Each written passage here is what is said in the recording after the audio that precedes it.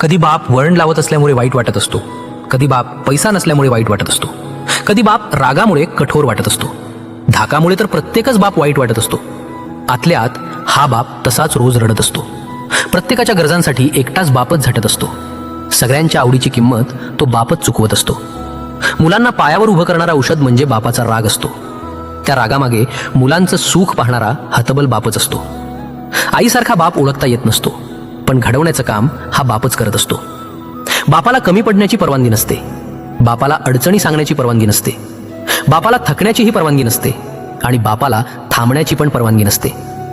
पण एक दिवस म्हातारा झाला की हाच बाप घरातल्या कोपऱ्यात पडून असतो, नाहीतर अंगणातल्या झाडाखाली एकटाच बसलेला असतो. हा बाप सहजच ओळखता येत नसतो, अश्रू दिसू देत नसतो, तो मनातलंही बोलत नसतो.